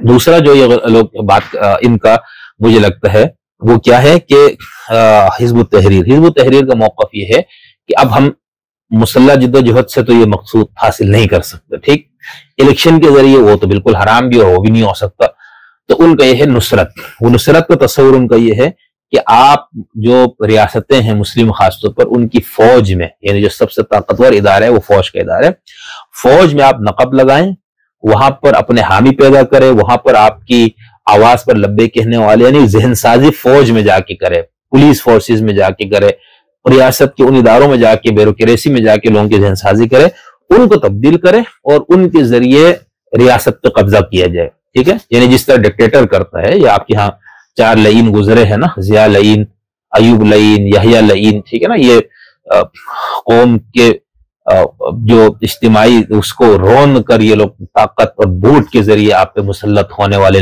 یہ ہے فرعونیت ہے، یہ سارے، ٹھیک ہے، فرعون ہم ان کو کہیں گے کم سے کم الفاظ میں، یہ وہ فقہی اور کلامی مفہوم میں نہیں، یعنی وہ جو ان کا انداز حکمرانی تھا، جبر کا جو ایک زور زبردستی آپ پہ مسلط ہوتے رہے، تو یہ تو کہنے کا تو ہے کہ یہ ہو گیا حزب التحریر والوں کا۔ یہ ابھی تک ہمارے پاس یہ 3 یا 4 طریقے ہیں اسلامی انقلاب کے۔ ایک جو طریقہ جس کو جماعت اسلامی نے اپنایا ہوا ہے، مولانا فضل الرحمان صاحب کی پارٹی جمعیت علماء اسلام نے اپنایا ہوا ہے، مصر کے اندر جب یہ مرسی صاحب جب یہ صدر بنے انہوں نے اس کو اپنایا، ٹھیک ہے، ڈیونس وغیرہ باقی دنیا کے ملکوں میں بھی اس کو وہ ہے کہ بھئی ہم اسلامی نظام کو ہم بھی لانا چاہتے ہیں، لیکن اس کو ہم لائیں گے پرامن جمہوری جد جہد کے ذریعے، ووٹ اور الیکشن کے ذریعے۔ ساحل صاحب کی آپ کئی گفتگو سے نہیں ہے، اس کے بھی بالکل خلاف ہے۔ جو پولیٹیکل اسلام کے جو مسلح تحریکیں ہیں، اس بنیاد پہ جو اسلام کو لانے، اسلامی نظام کو لانے کے لیے جو مسلح جدوجہد کرنے والے لوگ ہیں، ان کا موقف کیا ہے؟ وہ یہ کہتے ہیں کہ بھائی یہ جمہوریت فی نفسی ہی کفر ہے، الیکشن یہ سارے کچھ یہ ڈھکوسلا ہے، اس کے ذریعے اسلام آ ہی نہیں سکتا۔ پہلے تو یہ کہ یہ خود فی نفسی کفر اور غلط ہے، پھر آپ اس کفر اور غلط کے ذریعے صحیح چیز لائیں گے، یہ ناجائز ہے۔ پھر چلو ہم مان لیتے ہیں جی اس کے ذریعے کتنا 70 سال سے تو آپ لائے نہیں۔ ٹی ٹی پی کا سب سے زیادہ اس وقت اصرار یہ بھی ہے کہ بھائی دیکھو افغانستان میں آپ دیکھو انہوں نے 15-20 سال پہلے بھی انہوں نے جہاد کے ذریعے وہاں پر اسلامی حکومت قائم کی، اور اب بھی جو طالبان آئے ہیں، سقوط کابل ہوا ہے، اس پہ ہم انشاءاللہ تفصیل سے بات کریں گے، یعنی ایک اسلامی انقلاب جو ادھر افغانستان میں برپا ہوا، اس سے ہم بات کریں گے کبھی۔ تو ان کا یہ موقف ہے کہ یہ جہاد کے ذریعے ہوا، الیکشن کے ذریعے، ووٹ کے ذریعے تو نہیں ہو سکتا تھا۔ تو کہنے کا مطلب یہ ہے، وہ پورا مفہوم، یہ پورا شجر نسب جو ان کا، جب یہ لوگ یہ بات کرتے ہیں کہ اسلام سیاست کا نام ہے، اسلام نظام کا نام ہے، اسلام کو نظام کے طور پر غالب کرنا ہے۔ آگے ہم ایک دو اور پوائنٹس پہ بھی یہ دوبارہ ہم اس کے کسی اور پہلو میں بات کریں گے۔ یہاں پر چونکہ ہمارے ساحل صاحب نے آیت اظہار دین کا ٹکڑا پیش کیا تھا، تو میں نے اس لیے ضروری سمجھا کہ اس کو مفصل طور پر آپ کے سامنے رکھا جائے، اور بہت سارے متقدمین مفسرین اور ہمارے جدید مفسرین، ان سب کی میں نے آج کے دور کے جو مفسرین جو اپنا رشتہ متقدمین سے جوڑے رکھتے ہیں، میں نے ان سب کا بھی یہاں پر حوالے لکھے تھے، لیکن چونکہ وقت نہیں ہے تو اس لیے میں اس کو یہیں پر چھوڑ دیتا ہوں۔ تو امید ہے آپ کو یہ بات تو سمجھ میں آ گئی کہ یہ جو بات کر رہے ہیں کہ اسلام اس لیے آیا تھا غالب کیا جائے فلانا، اور یہ بات کہاں سے آ رہی ہے اور استدلال کیا ہے، اور اس استدلال پہ 14 سال میں جو آپ کے یہاں تاریخ ہے دین فہمی کی، اس میں کیا ہے۔ اسی ویڈیو کلپ میں جیسے میں نے آپ سے کہا، آپ دوبارہ اگر چاہے تو دوبارہ پیچھے جا کے سن لیجیے۔ اس میں وہ کہہ رہا ہے کہ بھائی ہمیں یہ سمجھایا گیا، اور یہ پچھلے 12 سال سے ہوا اور یزید کے بعد سے ہوا، کہ بس آپ نے قبول کرنا ہے، جو بھی حکمران آیا، جو بادشاہ ہے، جو آپ کے اوپر اقتدار پہ آگے، آپ نے اس کو قبول کرنا ہے۔ اچھا بھائی، اس میں بھی غلط بیانی کی جاتی ہے۔ ایک تو یہ کہ شروع میں دیکھیں ہمارے ہاں جو مسلم علم کلام اور مسلم جو فقہ ہے مسلمانوں کے پاس، اس کے اندر یہ بحث ہوتی ہے خلیفہ کا انتخاب کیسے ہوگا۔ ایک تو یہ، اچھا اب خلیفہ تو منتخب ہو گیا، ٹھیک ہے، اس کی شرائط ہے نا کہ خلیفہ نیک ہو، عادل ہو، فاسق نہ ہو، فلانا نہ ہو، ایک پوری ایک لسٹ ہے، مرد ہو، ٹھیک ہے، قریشی النسل کی بھی شرط ہے، یہ سب شرائط جس میں ہے آپ نے اس کو حکمران بنا دیا۔ اچھا اب ہمارے ہاں تو تصور یہ ہے عام طور پر، اور یہ رہا بھی ہے، اور یہ جب ایران نے بھی اپنے ہاں اسلامی خلافت کو قائم کر دیا اور خمینی صاحب ان کا خامنہ ہے، تو ان کے یہاں بھی یہ کہ خلیفہ جو بن گیا وہ مرتے دم تک رہے گا بھائی، ٹھیک ہے، وہ نہیں جائے گا۔ اچھا بھائی، یا تو جبریل آ کے اسرائیل آ کے اس کو لے جائے۔ اچھا دوسری صورت یہ ہے کہ خلیفہ معزول بھی ہوگا۔ اب جو مسلم حاکم ہے وہ کب معزول ہوگا، اس کی 2 صورتیں پیش کی جاتی ہے، یعنی کب وہ اپنی حق حکمرانی کھو دے گا۔ اس کو حکمران بنایا ہے شورا کے ذریعے، جس کو ہم سب نے تسلیم کر لیا ہوا، ٹھیک ہے، اب وہ شورا میں 2 آدمی ہے، 2 آدمیوں کی کمیٹی ہے، 6 آدمیوں کی کمیٹی ہے، 1 لاکھ آدمیوں کی کمیٹی ہے، 1 کروڑ لوگ اس کا انتخاب کر رہے ہو، اپنی جگہ بحث الگ ہے، اس کو کر دیا گیا۔ ہاں تغلب بھی ہے، یعنی ایک شخص اگر زور زبردستی بھی ہو گیا تو اس کو یہ سمجھا جائے گا بھائی آیا تو یہ غلط طریقے سے، لیکن چونکہ وہ بن گیا تو اب اس کو قبول کریں گے۔ تو اگر وہ تغلب یعنی زور زبردستی وہ حکمران بنا ہے، یا وہ مشاورت و شورا کے ذریعے بنا ہے، اہل حل و عقد نے اس کو بنایا ہے، ان دونوں صورتوں میں یہ ہے کہ اس کی یہ صفات ہے تو وہ مسلمان خلیفہ یا حکمران ہے، ٹھیک۔ اچھا اب اس کو معزول کب کیا جائے گا، اس کو کرسی سے ہٹایا کب جائے گا، تو اس کے لیے کہا جاتا ہے جب وہ فسق کا ارتکاب کرے، یعنی خلیفہ اگر ظالم اور فاسق ہو جائے تو وہ معزول ہوگا، کیونکہ فاسق عادل کا مخالف ہے، ٹھیک ہے، اور جب فسق کا ارتکاب کرتا ہے اور ظلم کا ارتکاب کرتا ہے بادشاہ تو وہ حق حکمرانی کھو بیٹھتا ہے۔ ایک تو یہ۔ دوسری صورت ہے کفر بواہ کہتا ہے، یعنی کھلا کفر، ظلم اور فسق تو ایک عملی کمزوری میں ہوا، لیکن ایک وہ کہتا ہے میں اسلام کو ہی نہیں مانتا ہوں، میں مذہب کے احکامات کو نہیں مانتا ہوں، میں اسلام کو ہی چھوڑ چکا ہوں، ایک مثال دے رہا ہوں، وہ کفر بواہ ہو گیا، ٹھیک ہے، یا وہ ضروریات دین کا کھلا انکار کرتا ہے، وہ ہو گیا کافر، ٹھیک ہے۔ اب ان 2 صورتوں میں اس کو حق حکمرانی اس کی ختم ہو جائے گی۔ بھائی اب وہ بادشاہ ہے، طاقت اس کے پاس ہے، فوج ہے اس کے پاس پورا، تو اس کو کیسے ہٹائیں گے بابا؟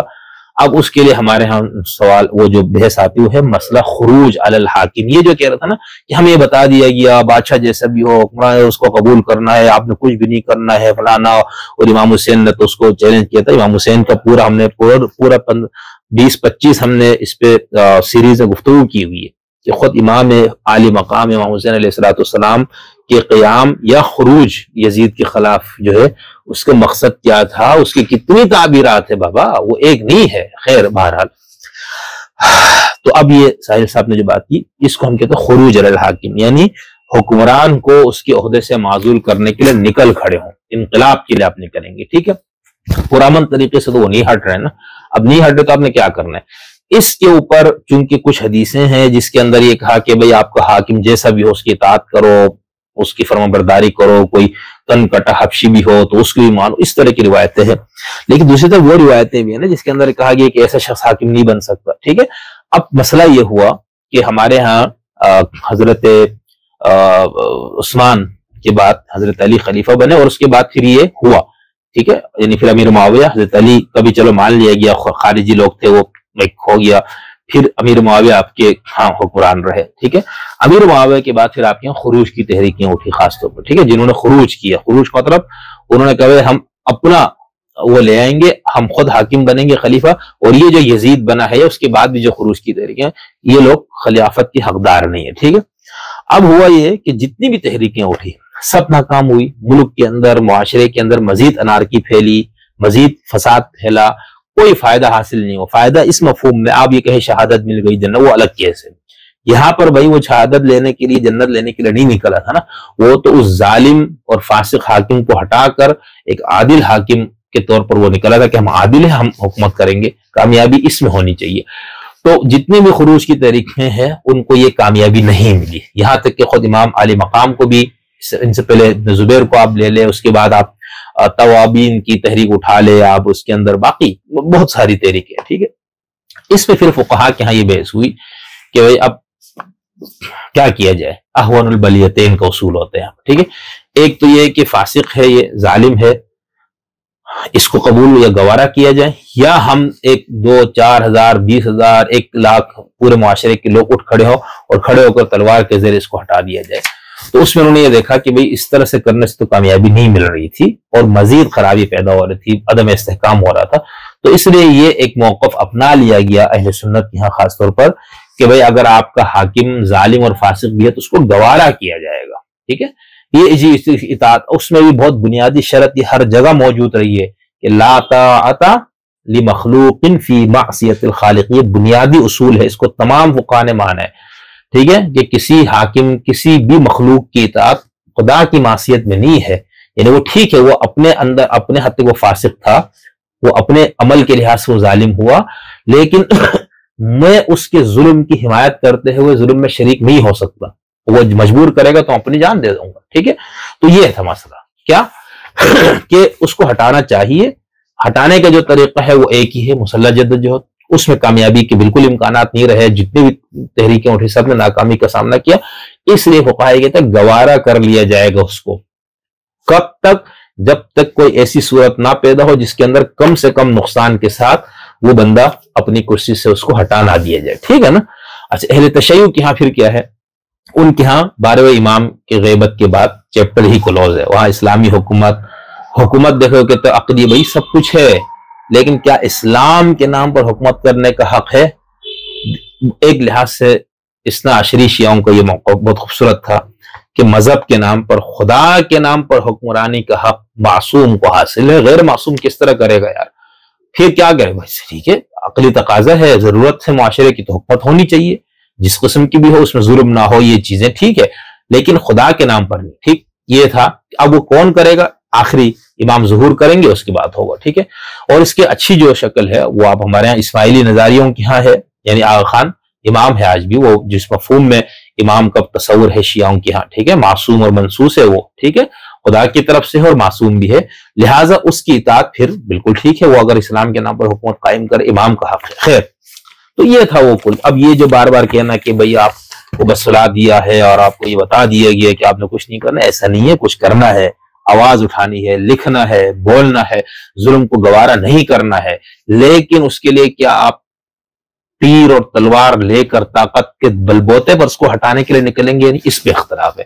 اس کو یہ حضرات اس طرح سے پیش کرتے جیسے کہ بس ہمارے ہاں تو بالکل اس کو ایسا کر دیا گیا. میں آپ کو پھر کہہ رہا ہوں، اہل سنت یہاں اس کو اجماع سمجھ لیا گیا ہے کہ ظالم حکمران کے خلاف خروج نہیں کیا جائے گا، اس کے پیچھے جو اس کی بیس ہے وہ میں آپ کو بتا چکا ہوں، ٹھیک ہے، کہ اس سے کامیابی نہیں مل رہی، مزید مفسدہ ہو رہا ہے، معاشرے میں مزید انارکی پھیل رہی ہے، مزید خرابی پیدا ہو، اس لیے اس کو منع کر دیا گیا۔ سید ابو الاعلیٰ مودودی صاحب رحمۃ اللہ علیہ نے بھی اس کو بہت سے جگہوں پر بحث کی، انہوں نے بتایا بھائی یہ خروج ہے، بالکل کرنا ہوگا بھائی، لیکن شرائط وہی ہے نا، ٹھیک ہے۔ دوسرا امام ابو حنیفہ رحمۃ اللہ علیہ دیکھیں ان کے ہاں بالکل انہوں نے حضرت زید بن علی وغیرہ کی بالکل حمایت کی بھرپور، اور امام اعظم کا اپنا مسلک بھی یہی تھا۔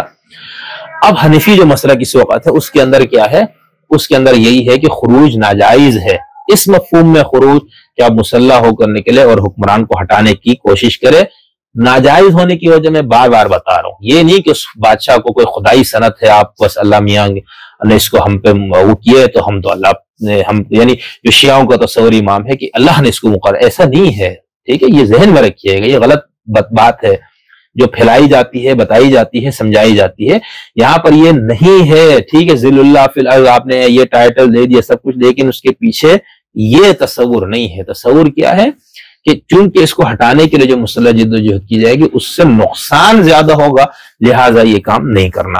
تو ہمارے ساحل صاحب نے یہ بات صرف اس جگہ نہیں، ایک دو اور جگہوں پر بڑے دھڑلے سے اور بڑی تفصیل سے کی ہے کہ بھائی ہمارے کو تو یہ بتا دیا گیا کہ بس آپ نے جو ہے نا قبول کرنا ہے، برداشت کرنا ہے۔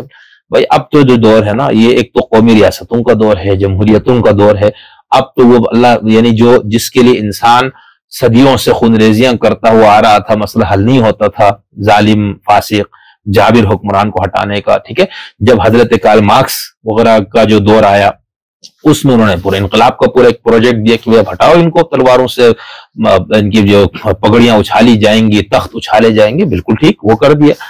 اب انسان نے یہ سمجھ لیا بھائی یہ تو بہت خون خرابے سے یہ کام ہوتا ہے، تو اس کے لیے کوئی پرامن تبدیلی کا ذریعہ، تو اس کے لیے انہوں نے ووٹ پرچی، ٹھیک ہے، تو اچھا تھا نا، آپ اس کو اسلامی کر دیں، آپ اپنے اسلام کا نظام لے آئے، جیسا بھی انقلاب کے بعد جو کچھ حشر کیا ہمارے علماء نے وہ تو ہے، لیکن اب چونکہ جو ایران کے اندر جو بھی ہے الیکشن تو ہوتا ہے نا، ٹھیک ہے، ولی فقیہ جو خلیفۃ المسلمین میں خلیفۃ المسلمین کو چڑھانے کے لیے کہہ رہا ہوں، ٹھیک ہے، وہ تو چونکہ لفظ سے ہی نفرت کرتے رہبر معظم چلے تو وہ تو نہیں ہٹ رہے گا، ٹھیک ہے، وہ بن گیا تو بس انشاءاللہ وہ آپ اللہ میاں جب تک نہ بلائے۔ تو کہنے کا تھا ہے کہ جو جمہوری جو اقدار میں سے کیا تھا کہ بھئی اب دیکھیں نا، ہم 4 سال 5 سال ہم اپنے وزیر اعظم اور ایک اس کو برداشت نہیں کرتے، ہم 1.5-2 سال میں ہم اکتا میں کہتے ہیں ہٹاؤ اس کو، ٹھیک ہے نا، تو بابا 4 سال 5 سال آپ 3 سال کر دے، آپ 8 سال کر دے، آپ 15 سال کی مدت کر دے کہ بھئی اس عرصے کے بعد دوبارہ الیکشن ہوگا، پھر اس بیچ میں بھی اگر آپ نے اس حکمران کو، اس وزیر اعظم کو ہٹانا ہے تو کتنا خوبصورت طریقہ ہے، پرامن عدم اعتماد کی تحریک۔ آپ کے پاکستان کی تاریخ میں ایک بار پہلے بے نظیر بھٹو شہید کے خلاف یہ تحریک پیش ہوئی، ناکام ہوئی، اور اس وقت فرشتے، خلائی مخلوق، وردی والے یہ سب ملے ہوئے تھے، اس کے باوجود ان کو منہ کی کھانی پڑی۔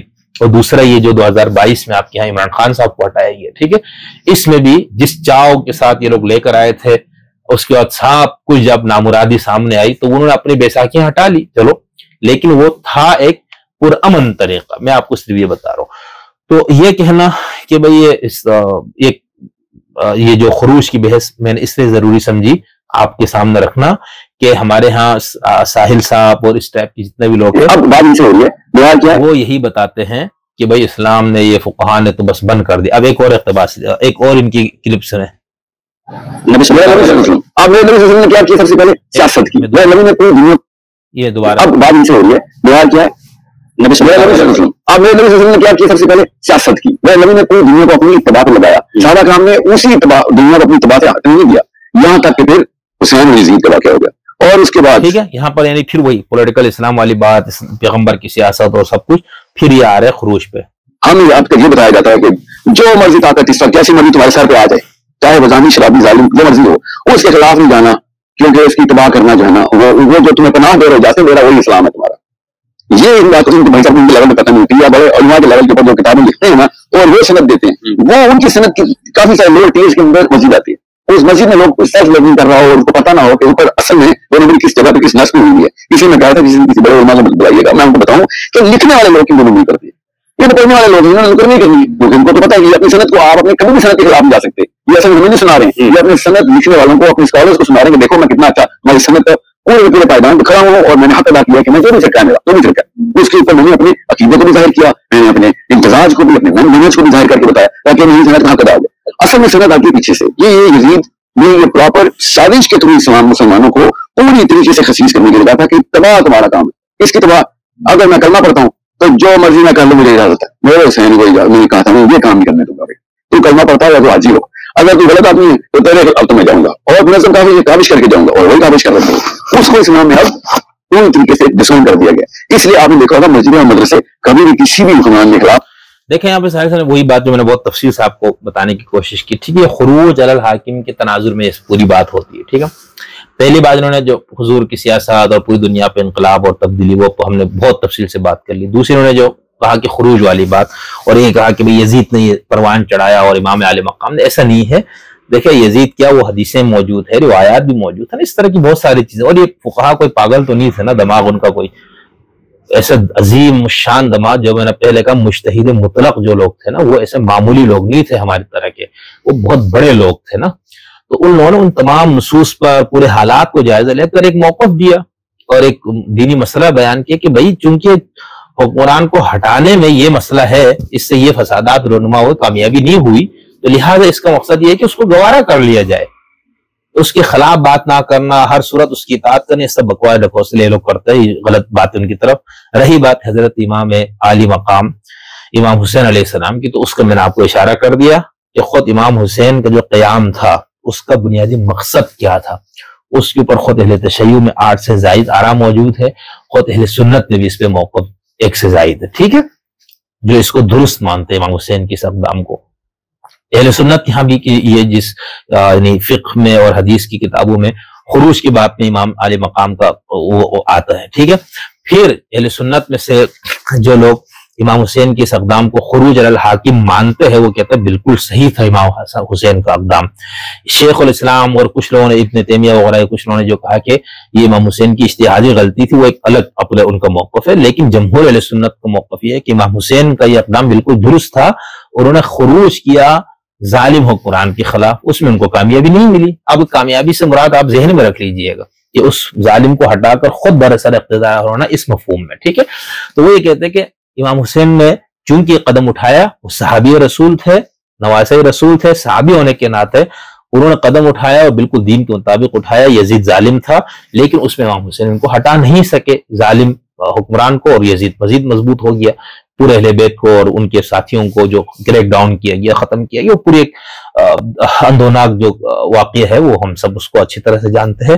تو یہ جو بات اس طرح سے کی جاتی ہے، اس کو ایسے نہیں کرنی چاہیے۔ بس ہمارا صرف اختلاف ان حضرات گرامی قدر سے یہی ہے کہ آپ اپنے سننے والے نوجوان بچوں بچیوں کو اور لوگوں کو دین بتانا چاہتے ہیں تو اس کی ساری بنیادوں کے ساتھ بتائیں، اس کی ما لہ و ما علیہ کے ساتھ بتائیں۔ دیکھیں ہم ایک دین کے طالب علم ہونے کے ناطے ہم یوں سمجھتے ہیں کہ ہم 8 سال کی عمر سے ہم یہ پڑھ رہے ہیں، ٹھیک ہے، گھر سے ابو کے پاس، پھر اس کے بعد مدرسہ پورا 10 سال کی تعلیم، پھر یونیورسٹی، تو ابھی تک ہم پڑھ ہی رہے ہیں۔ اس کے باوجود ڈر لگتا ہے بات کرتے ہوئے، کسی موضوع پر موقف دیتے ہوئے، کسی موضوع پر اس طرح، اور جب سے تحقیق یہ چیزیں ہوئی تو اس کے بعد تو بندہ بالکل ہی گیا، ٹھیک ہے۔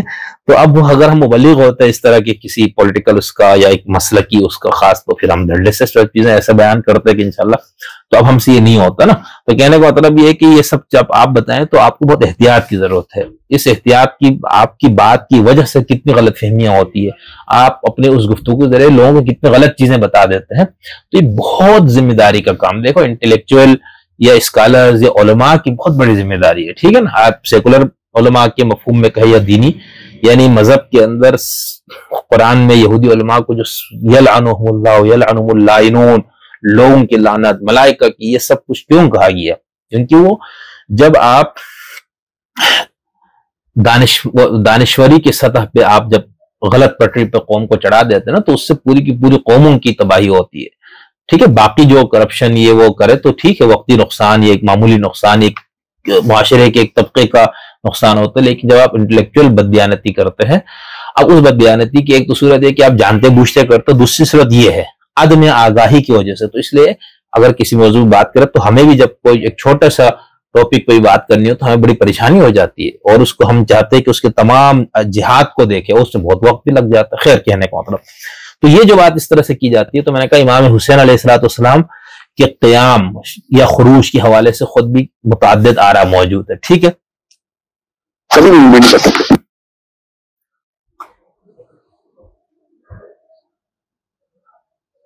بات کر لیتے ہیں مگر مسلمان پارلیمنٹ ہاؤس میں آئے، سیاست میں آئے پوری طریقے سے، ڈیموکریسی کے تھرو نہیں، پبلک مینڈیٹ کے تھرو پوری طریقے سے ایک فلسفہ ایک دھاوا بول دیتے ہیں.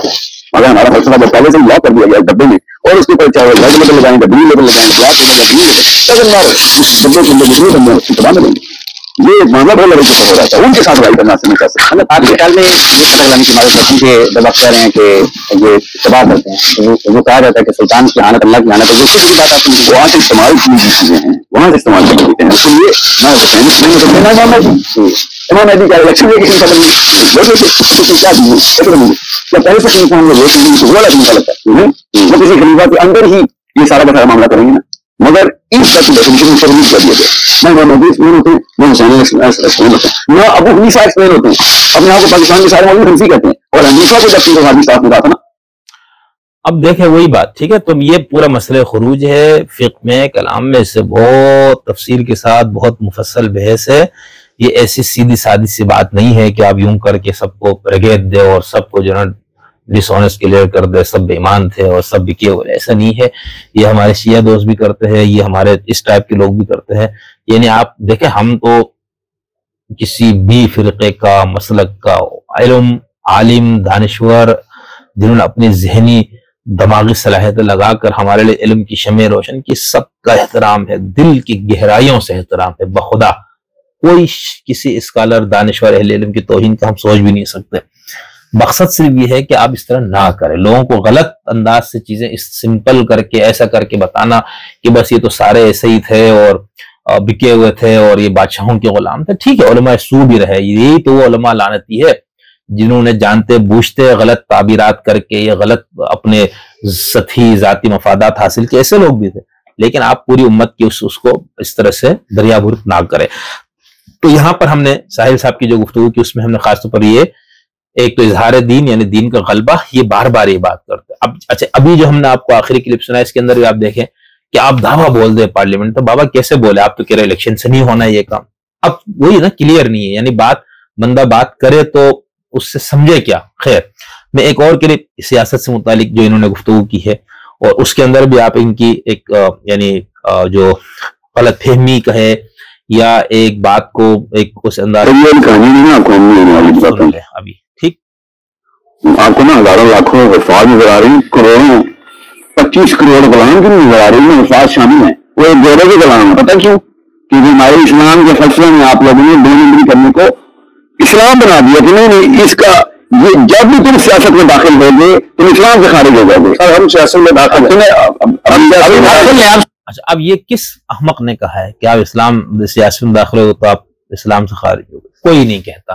یہاں تک کہ جس مفتی صاحب سے ایک بیچارے کو انہوں نے گیر کے رکھا، مجھے تو بڑا رحم بھی آیا، بھائی دھڑے سے بولے نا یار آپ بھی اپنا موقع. خیر اب ہمارے روایتی جو مسلک کے بھی مسئلہ یہی ہے نا، وہ خلافہ اسلام نظام، اس کو یہ لوگ بھی مانتے ہیں بیچارے. وہ اور مودودی صاحب اور یہ عدیم صاحب ٹائپ کی جو لوگ ماننا فرق ہے. یعنی وہ ہمارے علماء روایتی ہوئے کہ بھئی خلافت کا نظام ہے، اسلام کا ہونا چاہیے فلاں، اور اس کے لیے جدوجہد بھی ہونی چاہیے. اس کو مقصود و مطلوب مومن کے طور پر وہ لوگ پیش نہیں کرتے، بھائی آپ سب کچھ چھوڑ چھاڑ کے یہی کرنا ہے. یہ فرق ہے. خیر تو اس کے اندر بھی کہہ رہے بھئی آپ نے تو سیاست میں جانے کو اسلام سے خارج کس بیوقوف نے کہا ہے آج تک؟ بلکہ یہ دیکھے کہ جو موجودہ سیاست میں حصہ لینے والوں کو کی جو تکفیر کرتے ہیں نا، وہ لوگ کرتے ہیں جو اس فکر کے ہے، جو اولیاء مقبول جان کی فکر کی ہے، جو ساحل عدیم کی فکر کی. کون؟ TTP والے، داعش والے. مولانا فضل الرحمان تو بار بار حملے کیوں کرتے؟ وہ یہی تو کہتے ہیں کہ بھئی یہ جمہوریت اور یہ کفریہ نظام میں جا رہا ہے. تو خیر یہ بالکل تضاد بیانی، یعنی کوئی اس طرح ہمیں سمجھ میں نہیں آ رہا ہے کہ ہم تبصرے بھی کچھ چیزوں پہ کس طرح سے کریں.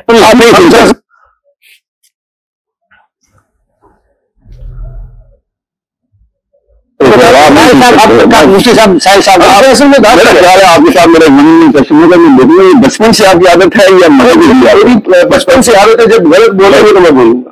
مفتی صاحب بات مکمل کر لیں گے. بچپن سے ساحل صاحب کو بات مکمل کر لیں گے. آپ کو کسی مولوی صاحب نے بتایا تھا نا اللہ نے 2 کان کس لیے دیے؟ مجھے پتا ہے کان کس لیے. کان اس لیے ہے کہ اچھی بات کو سنو، غلط بات ہو اب یہ بھی ان کا طریقہ، میں نفسیاتی ماہر ہوں، فلا بھائی تو ہم بھی نفسیاتی ماہر ہیں نا، ہم بھی آپ کے اوپر اس طرح سے کوئی وہ کرا سکتے. تو خیر علمی فکری گفتگو اور اس کا ایک پورا ایک انداز، اس طرح سے بات ہونی چاہیے. ایک دو چیزیں اور ہے، خاص طور پر مسئلہ فلسطین کا جو عجیب و غریب یہ حل پیش کرتا، وہ تو بھئی آپ بندہ کیا کہے، مطلب کیا کرے بتائیں، عجیب بات. اس پہ ہم، اور ایک پوائنٹ اور ہے اس پہ ہم انشاءاللہ سے تھوڑی سی بات کریں گے اگلے اس پہ. یہ چونکہ بات بہت زیادہ لمبی ہو گئی تو بس پتہ نہیں آپ حضرات اس کو کیسے دیکھیں گے. ہم نے کوشش کی ان کو موقف دینے کی، ان کی فکر کی جو جڑ ہے، بنیاد ہے، کہاں سے یہ بات آ رہی، ہم نے وہ آپ پر واضح کرنے کی کوشش کی. مزید کچھ گفتگو ہم اس میں اگلے پارٹ میں کریں گے. ٹھیک ہے، بہت شکریہ جی.